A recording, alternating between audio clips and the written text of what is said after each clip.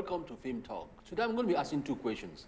Does it matter where you grew up or does it matter where you went to school? Do those two things make you a good film craftsman? Which one will build your film making skills best? A choice between being an actor, say a cameraman, a lightsman, or an editor to fit into the big productions in Nollywood or any other film industry. On today's Film Talk, I have an actor, second unit director, and producer who studied at the National Film Institute, Jos. It would either cause doubt or convince you to believe it is better to embrace either the artistic or technical aspect of filmmaking. Mr. Patrick Nkamiang, you're welcome to Film Talk.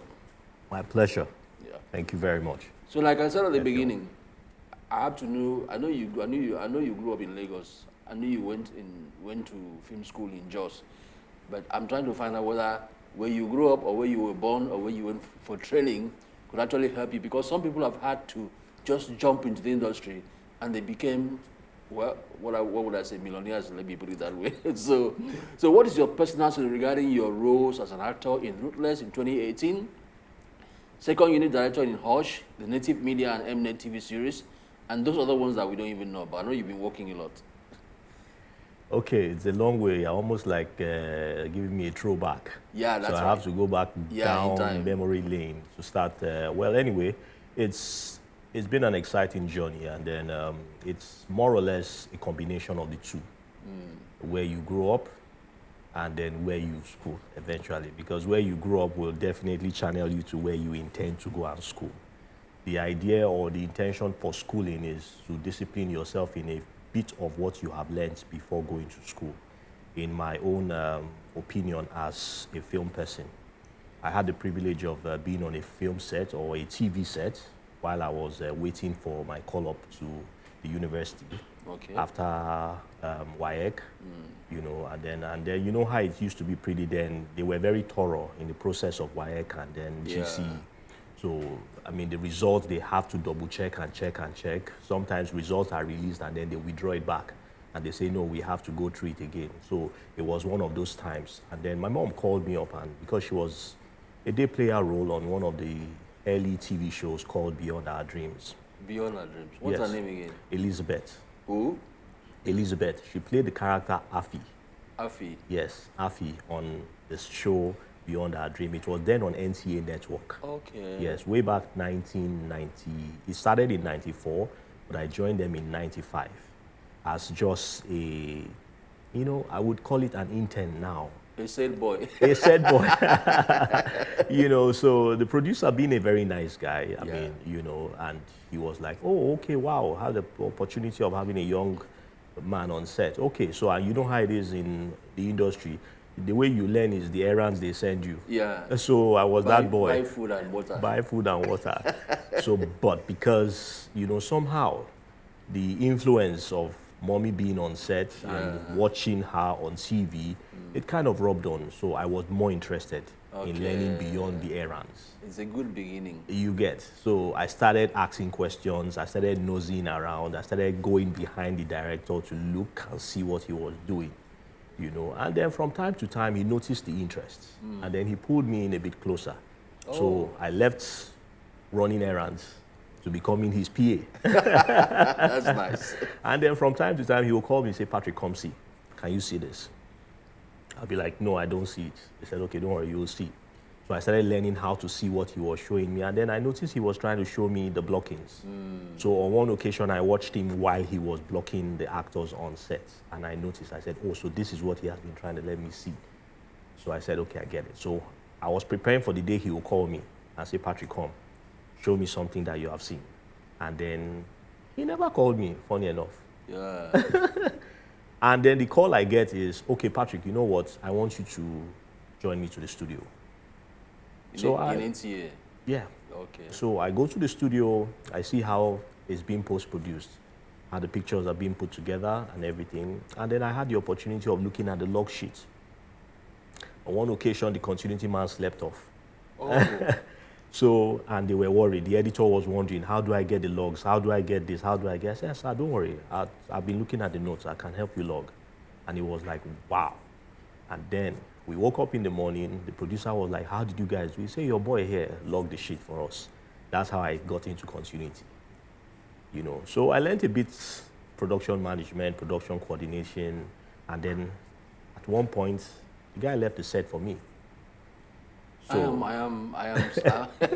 I'm so motivated. I'm so inspired by this story. It's a beautiful story. and when it was time to get back to school, the results came, and then I just called my mom. I said, "Mom, I don't think I want to go and study engineering anymore."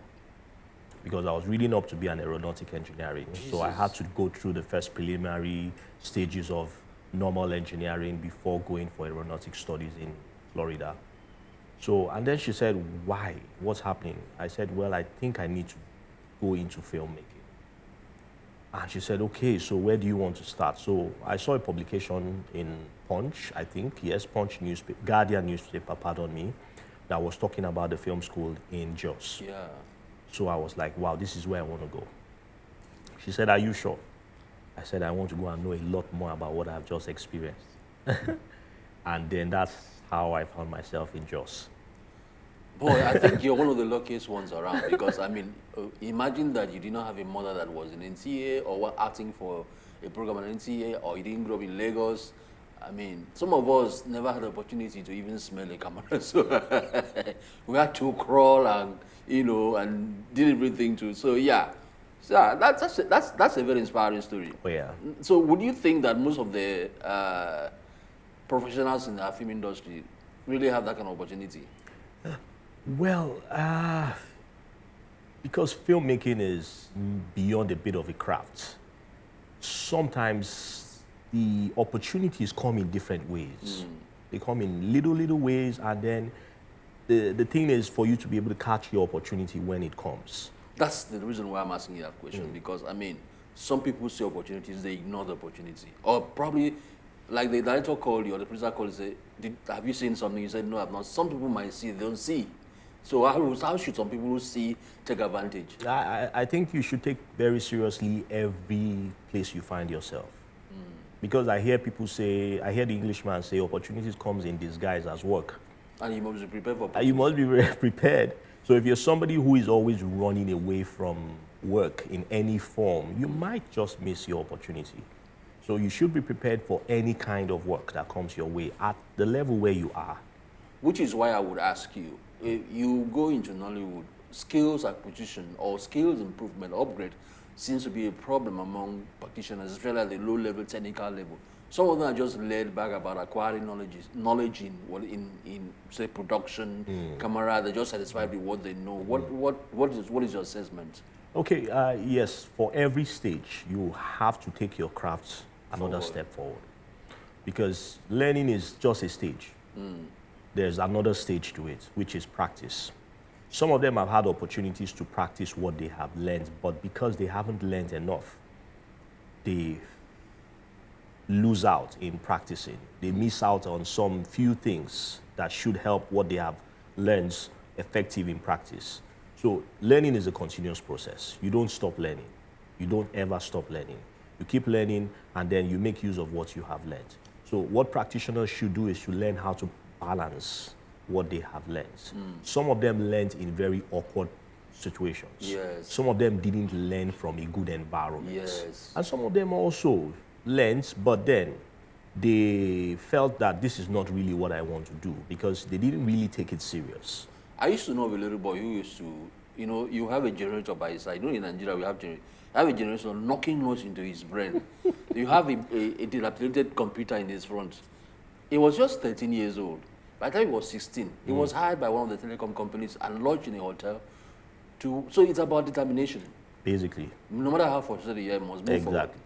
And that's why Nigeria, the environment in Nigeria looks to be a frustrating one for an enabling environment for anybody. But then again, it's an environment that wants to get the best out of you. It's our environment. You're not isolated from the environment you You're grow, part of just the like your environment. first question about where you grow and where you school. Sure. Right? Your environment makes you determined to become what you can see in front of your eyes. It would seem like I'm repeating myself, but again, let me ask, when you're frustrated in an environment like Nigeria, where some people say government is not investing in movie production like in South Africa or anywhere else, and do you crash into sets? I mean, in your case, you were so fortunate that your mother took you in. Yeah. Somebody made a statement like, if you want to be an actor, crash into his set. Go meet the director. No matter how he pushes you, hold him by his shirt or by his trouser and tell him, like somebody held Jesus by his guard and say, please heal me. Hear me now. Hey, what should I Man, do? whatever works for you. Whatever works for you. Because for me, I mean, I could have missed that opportunity. I could have said to mommy, I beg, I don't want to go to all those your sets. I beg, that's not what I want to do. Right, but frustration would always cut you. It's almost like what they say about necessity is the mother of invention. So it will cut you to size. It would either take you, I mean, it's a decision you have to make. It's before you every day. You make decisions, you make choices every day. So it's left for you now to narrow in your mind a bit and then be sincere about where you find yourself. I've mentioned the fact that you could either be an actor, a cameraman, whatever you want to, desire to be. In your case, you will focus on actually going into movie production or maybe media and entertainment production. But what was the most inspiring on all of them? Oosh. Well, I'll give you a bit of a gist now. When I got back from film school, right, because film school exposed us to a lot of things. So it's almost like they just open your mind and then, so this is what it is. And then I came back to Lagos again. I said, let me go back to where I started from. Because, I mean, this is what pushed me to Jos to school. So let me go back there because that's where the industry is. And then I come back to Lagos after 4 or 5 years and everything has changed. The movie industry had moved forward. Ahead. So, I mean, most of the people I knew then, I couldn't just find them anywhere. I couldn't fit in anywhere. So I then got back to myself and I said, okay, Patrick, let's go back. Where do we start from? And then I belonged to a church then, and then they had a small media unit, producing a bit of what the pastor was doing. And then they had some challenges with their lighting equipment. And then, because those were things we used to manage to handle in film school, when we don't have the luxury of big equipment in film school. So anything the school gives us, that's what we use. So we used to do fit and join, join cables, join this, join that. So we learned a lot about how to fix stuff. So when they brought the light, very sophisticated light he bought from the US, and nobody, apparently even all the professionals around him couldn't fix it. So he was like, God, do we have to go and rent light again? So I approached the HOD. I said, sir, please, can I take a look at the lights? So I looked at the lights and then I said, whoa, okay. Could you give me some time? Let me go through it. I fixed it very quickly and I checked. I found out the fuse was gone. And the fuse was not in the same place where our regular It reminds me of a story about an old sailor on a ship that was amongst the educated sailors, and something went wrong with the engine, and the engineers couldn't fix it, so they called this old man, please come and check this thing. I mean, you've been on a ship for almost 50 years. The man just took a spanner and knocked on and the engine started working. Exactly what you did. Exactly. So I changed the fuse, I switched on, and then the fan was working. I said, voila, it's working. So I said, sir, it's working. He said, how? What did you do? You didn't leave here now. I said, yes, I just changed the fuse. Then the pastor was watching from inside. And then he came, he said, put him in the unit. He's one of you. There, I started handling lights. In film school, you're given 2 options in your 3rd to your final year. Major, minor. But the thing is, you must major in either the technical and minor in the artistic, or the reverse. Yeah. So I majored in the artistic, minored in the technical. So coming back to Lagos, I couldn't find my major anywhere. Sorry. So I went back to my minor, which was lighting, cinematography, right? So I went to the lighting. Lighting is an aspect of cameras, cinematography, and all that. So I went back to the lighting, and that platform there gave me the opportunity. My very first professional job as a lighting person was with the United States Embassy. They had an opening for a tour group, which has been touring Africa, and then they were coming to Lagos to perform in 2 venues, Muzon Center and then in the National Theatre. So one of our church members who had seen me lighting and doing stuff, approached me and said, we need somebody who can handle the lights for our show. I said, oh, okay, fine. I had the least idea it was a big job, and I hadn't had that kind of experience before. This is what film. I was shocked, trust me. But this is what film school does. Sure. It gives you the platform to believe you are bigger than the industry. The problem. So go there and get it done. Sure. So I went in there. They showed me the technical rider. The technical director from the US was talking to me when they arrived, and then she was showing me all the equipment they need and asked me if we had all this. I said, don't worry, we'll find it. And I went in. I went to Jungles. I sat with him, Shay, very good guy. And I said, Shay, this is what's before me. I need help. And he said, okay, open that container. And they opened the container, and he said, told his boys, bring out all the lights. Well, yeah, start picking the ones you see there that you need. I picked everything. I took them to the first venue. We started setting up. And then the technical director came and looked around. I said, oh, good, good. And she started doing her thing, and that was it. Did the first one, did the second day. It was a huge success. I collected my money. I was like, you breathe. Whoa. Lighting, Patrick. So that kind of like gave me my start. Yeah, I mean, it was an opening for you, in terms of, professional reputation. Sure. I'm still talking to Nkamiang Patrick, actor, producer, director, and he just emphasized the fact that lighting was his mountain, the mountain that he had to climb. Thank you so much for that, Steve. I love this story. My pleasure. Would you have preferred to continue as an actor after acting as Mr. Brown in Ruthless in 2018, alongside seasoned Nollywood producers like Osezwa Immobile, who played Mr. Martins? Would you have preferred, I mean, given the opportunity that even lighting, technical was the one that gave you, when the artistic side wasn't available, would you have preferred being an actor compared to what you've been doing now? I would say yes. Reasons be because, I mean, being an actor allows you to be a bit more focused on the art. Focused in the sense that you know you have just one assignment. Go and act. All right, I get it. I get it. So go and act. And then you don't have to bother your head about too many things. Just go and be an actor. Get on set, do your thing, get off. And they probably are more regarded than you behind the cameras. In terms of regards, it's still about how you have made yourself valuable. Sure, I like that. Yeah, how valuable you have made yourself. Because even as a director, I could have always been played away or played into the background. But then, as a director who has also been on set as an actor, I have understood the priorities of the two sides. I've understood what the actor is adding as a value and what the director needs to add as a value. So I'm able to balance it up a bit and then understand that it's just about how much value you're putting up there. And then that's the level of importance you would get. Sometimes people imagine that people like cameramen, editors, and lighting people are not so valuable, and so somebody told me, look, if you starve an editor, your film is gone. What's your comments? Oh yeah, that guy is correct. Because, I mean, you know, editors, I mean, they tend to be given a bit more preference than all other kind of technical crews because they need to concentrate on the product. They are the guys, they are like the final stage to wherever your product is going to. So they need to be treated well.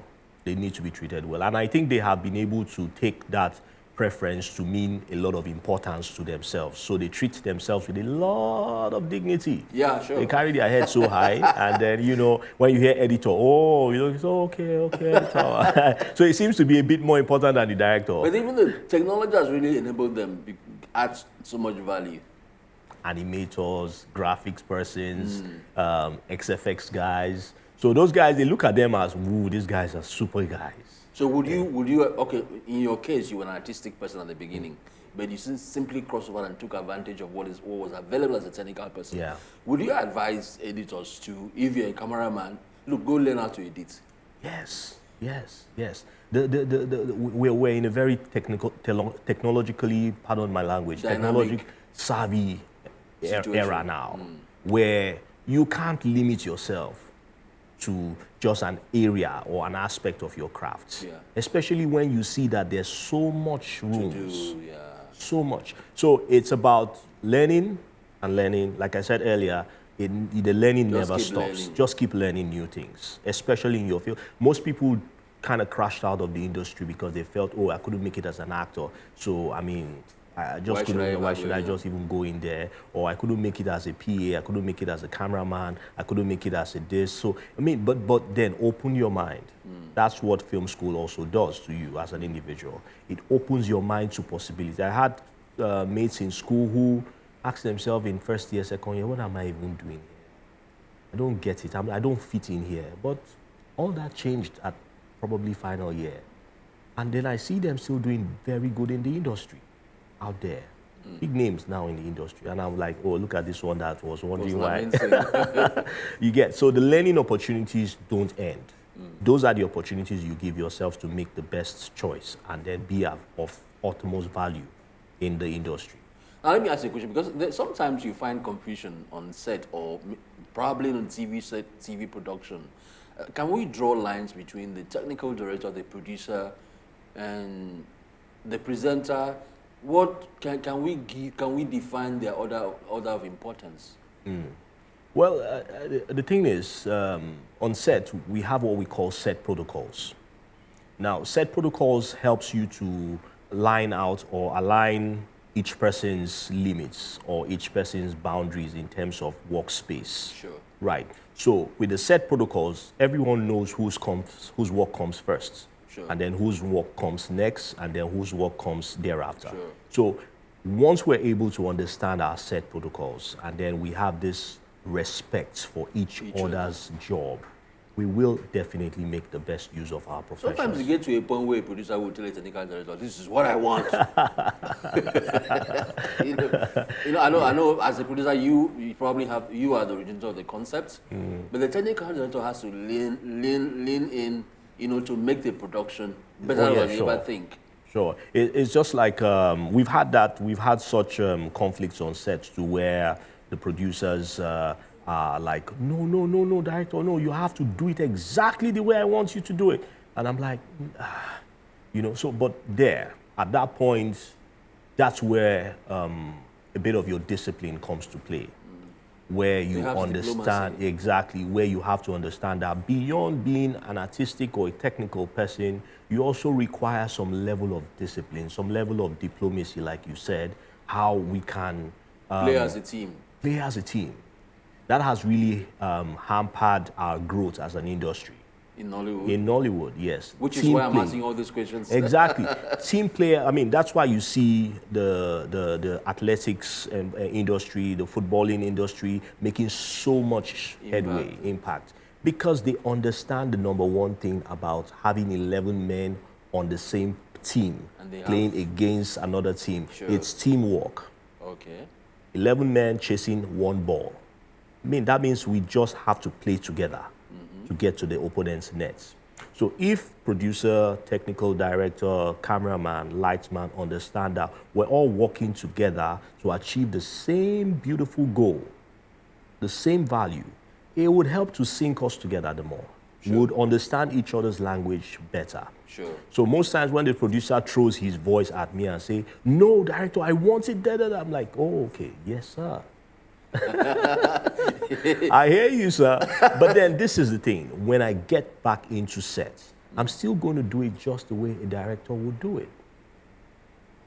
It is your film, not the producer's film. You get. So because he's not going to come and throw me out of the set, he only raised his voice. His voice has been raised, and then I'm sure it has gone with the wind. So I'm still going in there to do the best I could do to still make him look good. Sure. I don't think he will regret it.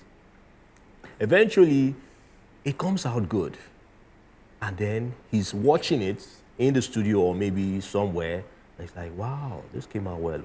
I mean, because maybe a bit of a pride will make him not call me and say... Which is what I wanted to ask you. Will he come back and say, I'm sorry for what I did? Well, in most cases, because of their training. Yeah. Producers make it believe that, okay, you know what, don't let me blow his ego a bit. You know, let me let him so that he'll still understand I'm the producer on this show. I pay the money. I pay the money. You get, and you know, I was with an actor yesterday, and then he was saying, I mean, the producer just came and said, hey, he was talking to patients in Zoko. He said, madam, please, drop that food. That is not food I said I paid you to come and do. Get on set quickly and let's go. And we're like, I said, yeah, that's the thing. You know, they tend to carry the weight of the pressure of the job into the artistic space. Well, would you blame them really? Because at the end of the day, they want returns on the investment. Oh yeah, they want returns on investment. We want a beautiful picture. That's a good one. That's a good one. So we all want something. Yeah. Yes, and then it's about unison. Yeah. Once we can unite what we all want, it will work. And that's why I tell people about the filmmaking process. It's divided into 3 parts: pre-production, production proper, principal photography, and then post-production. We all are contributing in each of those spaces. Once it leaves your table to my table, let me deal with it. And take the blame. Taking responsibilities. I'm glad you've been able to mention these aspects of production from concept to screen. But then, a lot of times I don't hear people talk about the marketing, the promotion, which is very important. Usually in America or somewhere, as I said, you should mind the marketing. Look at the marketing first, because you have a target audience, you have money being invested, you have to profit from what you have to have return on investment. What's your assessment? Very key, return on investment, ROI. Yeah. Very key. Very, very key. And that's where the producers have so much difficulties communicating that to the artistic part of our job, because they pay so much attention to the artistic. Oh, they want to waste so much time. They want to take all the equipment. They want to use cranes. They want to use all that. And all that. The producer say, come on, guys, do you really know how much I have as a budget for production? Because the standard is everywhere in the industry, not just in Nigeria. Marketing takes about 30 to 35%. Sure. Now that's almost more than, close to half of the budget. Production budget. Now we have not factored in production, we have not factored in post-production. So by the time you factor all that in, the producer really needs to be good as his mass to get the best and make sure everybody is paid off. You understand? So marketing is key. We have come to that part of that point in the industry where the other key partners or key players in the film industry making process would understand, first of all, the implications of marketing, the demands of marketing, right? And then level up with it. It's important. Marketing is key because that's what helps to push your job to even to and beyond where you want it to go. In the Western industries, like in Hollywood and then maybe in the Asian film industry, marketing, the marketing conversation takes precedence over so many other things.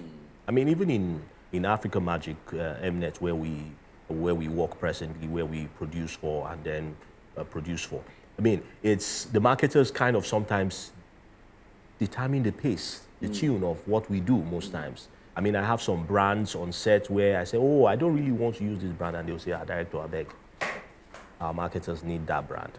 In fact, that's why that brand is on set. We want you to use it, and this is how we want you to use it. So it tells me that, oh, yes, these guys paid for this slot.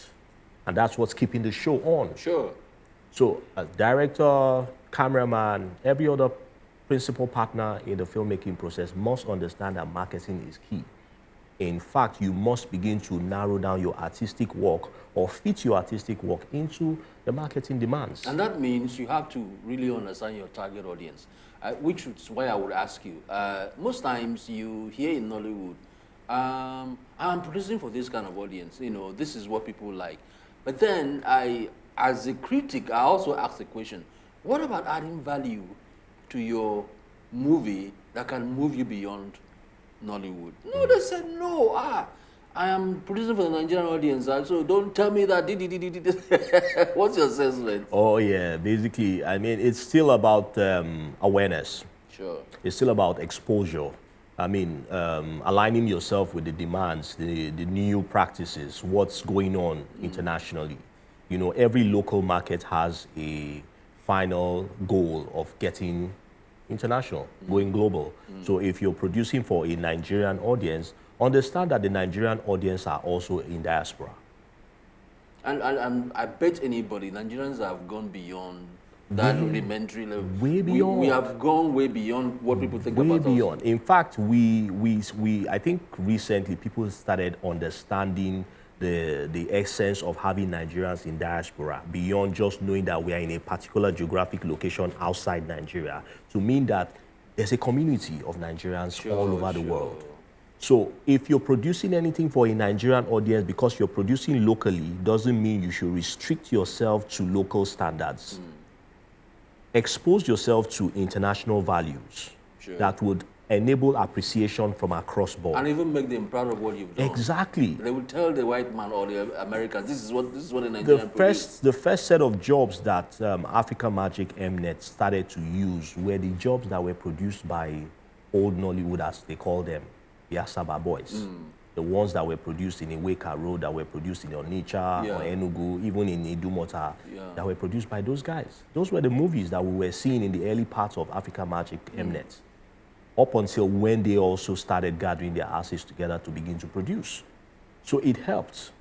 Up till tomorrow, I mean, some people abroad are still watching what we used to see way back in the early 2000s, in maybe 1999, 1998, thereabout, what were produced back then. And they're still enjoying it. But people don't seem to, I think beyond the African diaspora abroad, you'll be shocked that a lot of poor middle class Americans are watching Nollywood movies.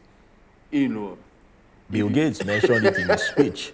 I mean, Bill Gates said that he had to go check up how much our entertainment industry is making globally.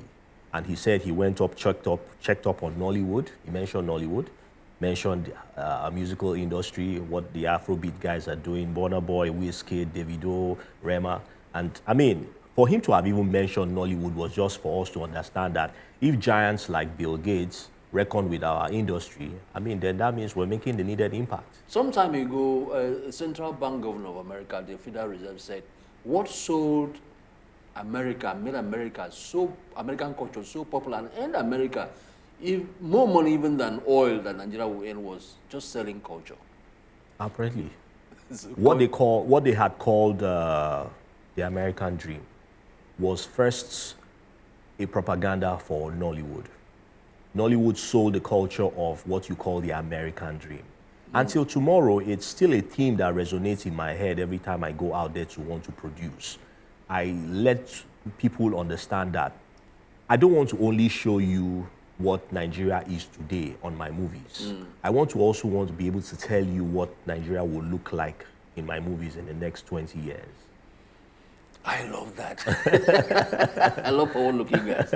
Anyway, let's take it down again to I'm quoting you from a publication that I saw. I think it was on Facebook on your page. You said directing actors can be a rewarding or traumatic experience for a filmmaker. The difference between both usually comes down to trust.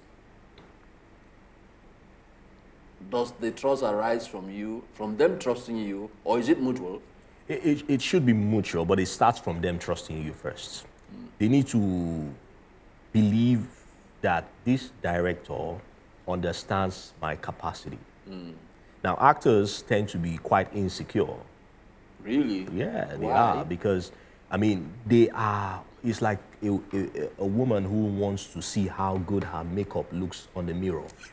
If you check, there's always a mirror following her everywhere she's going. Yeah, that's right. It means that she's not 100% satisfied with her looks. So she needs to check herself everywhere she's going to appear.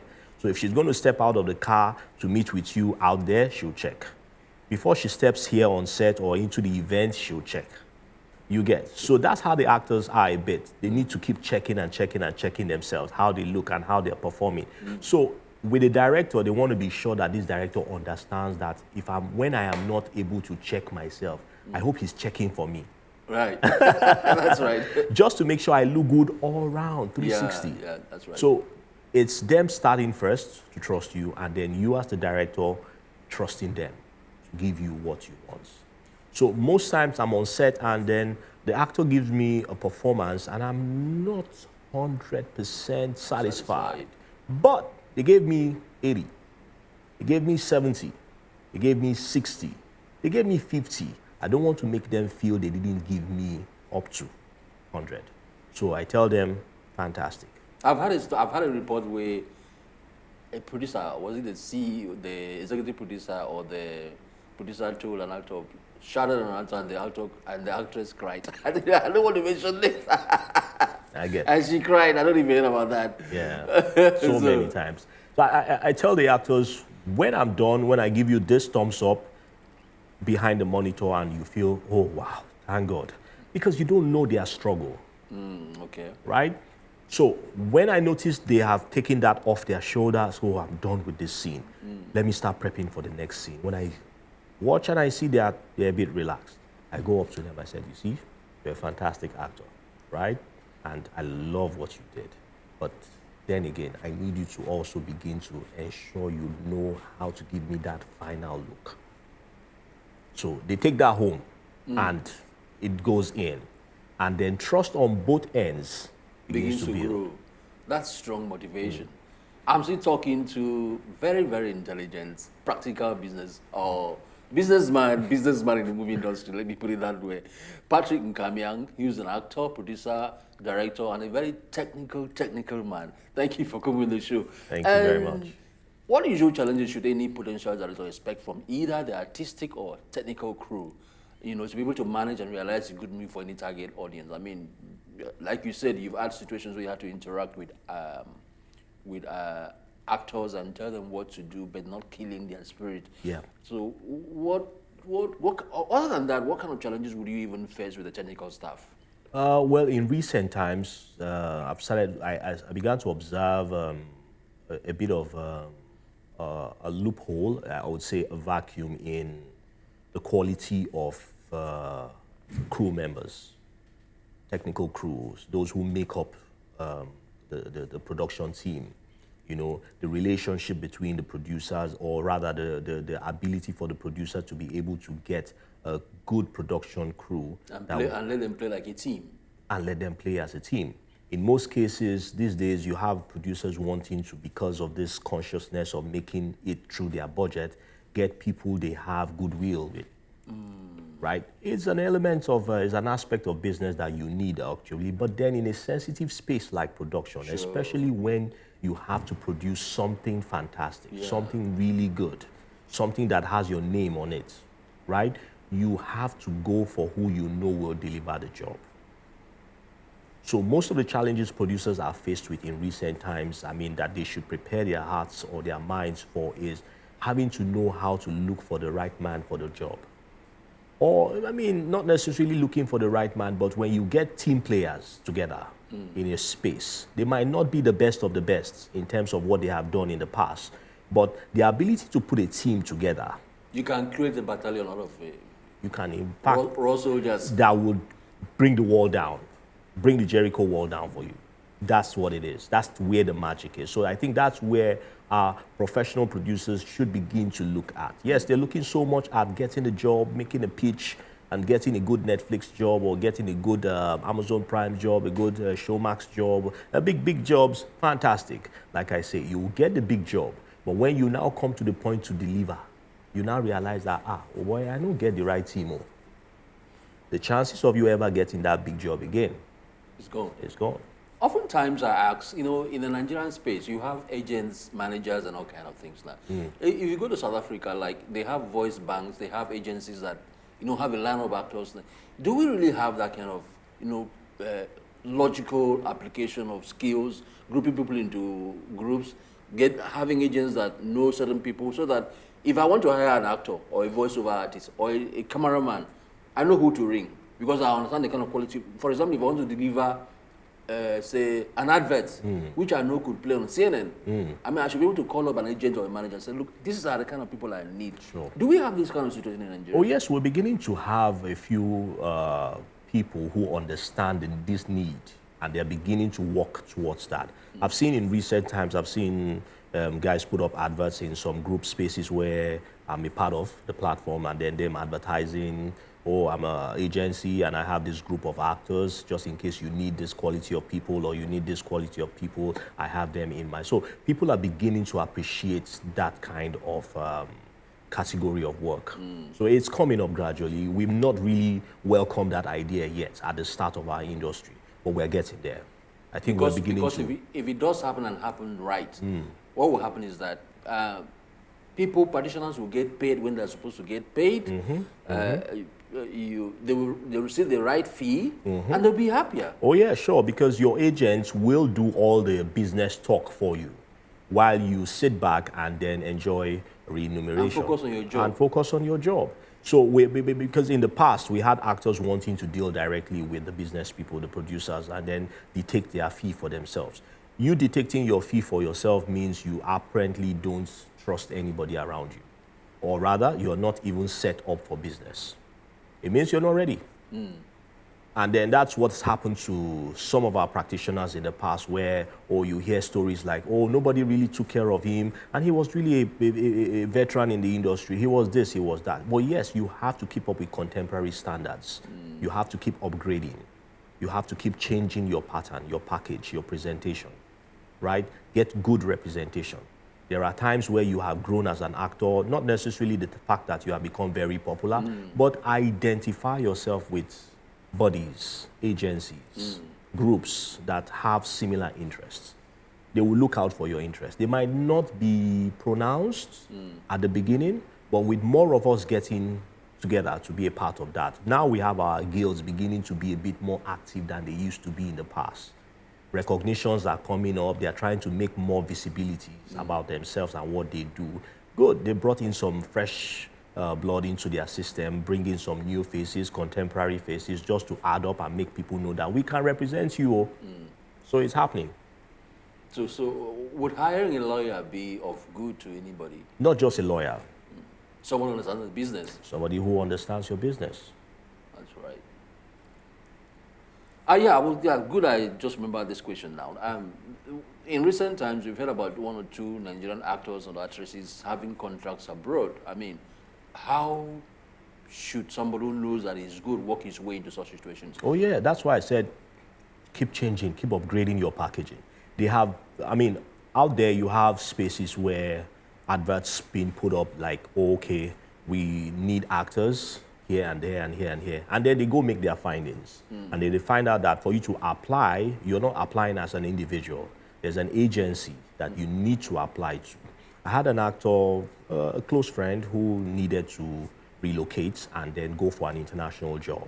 And then she asked me to be a referee, to be one of her referees. And I was like, okay, why? Okay, send me the details. Let me see what it entails and what I need to sign up on. And then the mail wasn't sent from her. It was sent from the agency. So it means that she was still in Nigeria at the time. She hadn't left yet. So it was the agency that she had applied to, right, who sent me the mail. And then they sent me the mail as if they had known me already.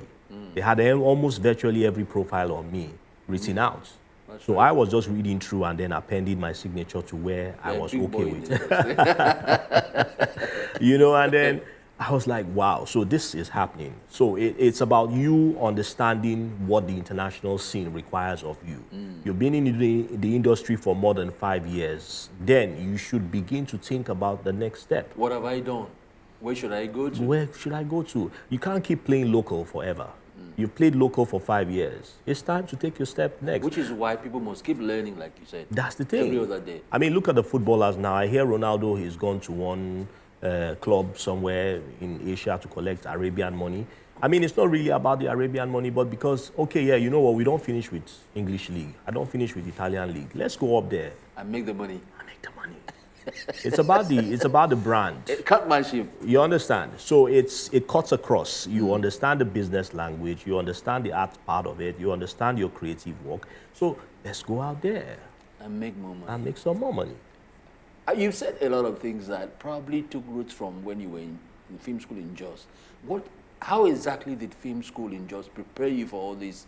I mean, let me put it that right, thinking the right way, knowing when to open up, knowing when to take hold of opportunities. Yeah, film school in Jos, actually did a lot. I mean, if I begin to look at first year in film school, and then, I mean, one thing I did getting back to film school was because I had, I mean, opened up myself to learning a bit of what the filmmaking, TV making process was at the preliminary stage before going. But then getting to film school, I told myself this. I said, okay, I'm here to learn a bit more than what I have seen and known. So I first of all told myself, Patrick, you don't know anything yet. You don't know anything about the industry, so you just go there and learn like a new person. So I spent the better part of my time in the film library. Oh. We had a very rich library film school. In fact, the library was richer than every other aspect of the school. The library was richer than the equipment we had. The library was richer than the lecturers we had. The library was richer than the classrooms we sat in to learn. So that was one of the discoveries I made.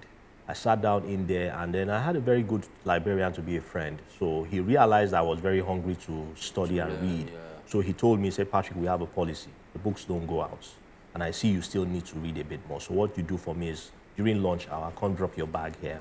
I'll put the book you want to read inside. So when you go, take the bag out. And then when you come, just make sure you bring the book every day. See how God blesses. When you're serious, God just blesses you. That's the thing.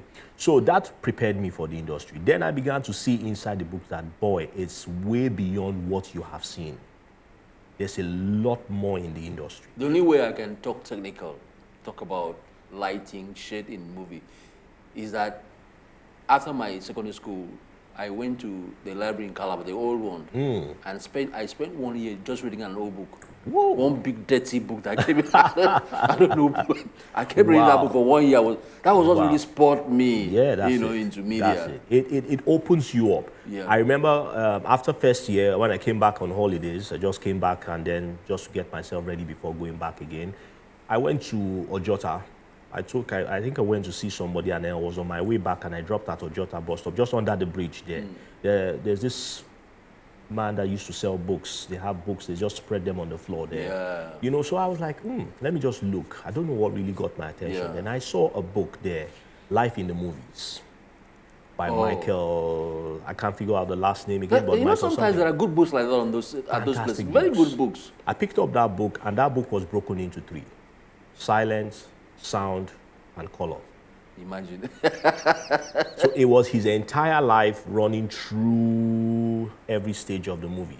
So where he finally stopped, I think he died at the age of 70, still producing.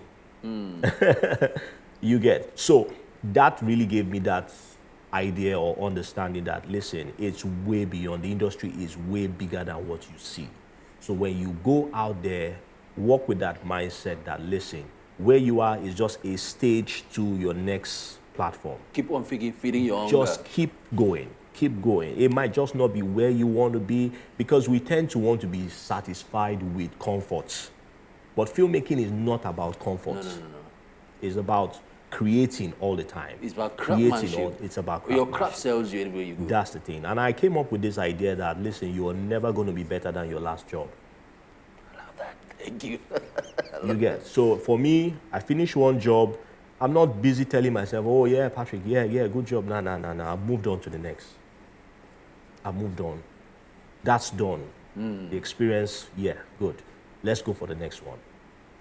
I think my next question we would have practically have talked about, but let me just ask you for emphasis. I mean, if you choose the artistic or technical crews, choose 1 or 2 roles in the artistic department or the technical department to demonstrate how Nollywood craftsmanship in filmmaking has grown. Definitely for the artistic, I definitely love to be a writer. Are you kidding me? Oh yeah. In Nollywood? In Nollywood, yes. In Nollywood? Yeah. Please don't let me say things. Don't let me say things. Yeah, but the artistic being a writer but maybe you should disabuse my mind about being a writer in Nollywood. Yeah. Disabuse my mind. Oh yeah, sure, because being a writer in Nollywood would, a knowledgeable writer though, you know, and then understanding that writing for the screen is a completely different ball game entirely from just writing articles or writing stories. Sure. That's why they're being called screenplays. Let me tell you one thing. I recently talked to a screenwriter, a young screenwriter, and I was sounding so pessimistic. I said in this industry, we don't earn money like people earn in Hollywood. So my biggest advice for you, she's a girl, please, when you are writing, go behind a cameraman and tell him, please show me how to shoot. Go behind an editor and tell, please show me how to edit. Yeah. Because my experience as a writer in Nollywood, in Nigeria, let me not say Nollywood, because I avoid Nollywood a lot. I'm always very critical about these issues because the screenwriter is the architect of the story. True. If you don't buoy him, if you don't give me enough incentive, what does he? And some people stand over your neck and tell you deliver a script in 2 weeks. It's not done anyway. In South Africa, you have 6 month cycle for a script to be done. True. 3 to 6 months you're done. Even at that, your movie, your script is not complete until you show it on screen. True. True. So when you say script writers, okay, maybe you're talking about the responsibility of the script writer. You say because we are the architect of the movie. Yeah. So we should. What you're trying to say is that we should take it as an important role. Very important role. That's what it means. Yeah, because the treatment here, yeah, a bit different, a bit harsh, a bit not profitable. But then the art of it itself is such that because things are beginning, like you rightly said, we are the architect of the industry. We actually create what you eventually see. I hope that artificial intelligence will not come and take over jobs. Because AI is booming. I always tell people, don't be afraid of AI. Oh, yeah, no. I've been using AI. It is what you put in AI Inside that AI, it vomits for you. Sure, true. Very true, very true. AI will never write what Africa is. Yeah. You will put into AI what Africa is for AI to write for you. Yeah, because you know Africa more than AI. Because you know Africa more than you know. Because I can't stop enjoying the fact that I'm from Akwa Ibom State and then the culture in Akwa Ibom State is so diverse. Yeah. That they have been a minority state does not stop the fact that they have a beautiful culture. Yeah. They have a beautiful set of people. Yeah, I like what you just said now. Some time ago, I told a group of producers, I was in a film summit, I said, look, we've been so focused on Lagos is the hub of Nollywood. Whereas, if you go to America, some kind of music that you hear on the West Coast may be different from what is popular in the East Coast. So why don't we try to grow local presence of our film industry and see what will happen? And that's where the writing thing comes into play. Because the writers are the only people that are at liberty to research. To research. Because part of their work is research and keep researching. They find out things, they find out history, they find out contemporary things, and then they also find out futuristic things. So their writing ability to merge all three together produces fantastic pictures. Now let's encourage the technical people because they're all here looking at us. What is the level of the importance of their role in the industry? Oh yeah, very key, very key. Their technicality, their technical expertise is what we require because they have gone a step further to also understand the new age, the new technology age, because the kind of equipments we've had in the past are not the kind of equipment we have now, and it takes somebody who is so into his job to get updated. It's not as if when the equipment comes, they quickly go through the manual, but there's this thing about the technical guys, about the cameras, about the lights they use. They tend to understand. There's a relationship over the years. Over the time, over every project. And let me emphasize that even if you're a technical person, you must be an artistic technical person. Because you're working in an artistic industry. Exactly. Not just shooting a movie. Shoot with artistic expression. In fact, I've been on some sets where the DP, the director of photography, is being given a full script. In fact, in most cases, he's been invited to the rehearsals. Yeah, to the preps, the rehearsals, and then he's there making his contributions. And then in the past, it never happened. You only get to see the cameraman on the day of shoot. And then you're asking yourself, what does he? And then if you check, he really doesn't know what's going on. And they end up missing out. Yeah, so he will definitely not give you the best beyond just operating his camera. So it's now gone beyond. Probably depending so much on the director. In any situation, he could contribute even more than he's doing. Exactly. So most of the director of photographies that I have known, especially the ones I met in film school and then who are doing pretty good out there now, are ones who were able to expose themselves to the artistic part of the work.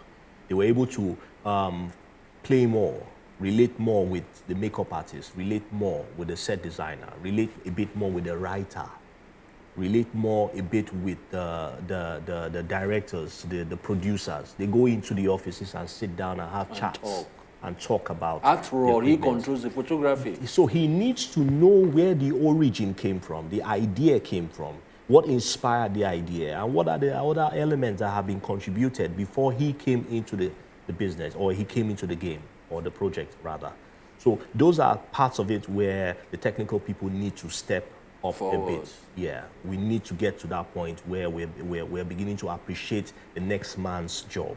We appreciate what he's doing, and then we accommodate it, we learn it also. I mean, nobody's saying you should learn everything, but get the key parts. In fact, ask them questions about what's the most important part of your script now? What's the most important part of this scene or each scene, so that I can prepare myself. In fact, in most cases, the way the industry is designed now is that the DP is playing a dual role. He's playing the role of the technical head. He's also playing the role of the administrative head of his department. That's a good one. I love that. You understand? Because as the HOD of the camera department, he has cameramen in his department. He has camera assistants in his department. He has grips men in his department. He even has the light guys in his department. They're all under his department. So he needs to sit down with them, having gotten a brief, a good brief, a comprehensive brief from the producer, from the director, from the writer, and then pass it on to his department. And the director can't pass that gate that he has created. He has to go through him. It has to go through him. He's not going to, I mean, that's the part where the technical director thing we talked about, not crossing lines. You get. So it's about taking responsibility of what your department is, and then really, really show the leadership qualities that have been put on you as the head of department. Mr. Patrick Nkamiang, if I sit here, I could talk a whole day with you. I mean, we're getting a lot of gist here. So I've been talking to Mr. Patrick Nkamiang, actor, producer, director, and a very sound technical man. It's so good to have had you on Film Talk. Thank you so much. Thank you. My pleasure, and always look forward to it again. So that's Film Talk for today. Check us on Facebook and Instagram and at web.ng. Thank you so much for listening. Thank you. Yeah, thank you.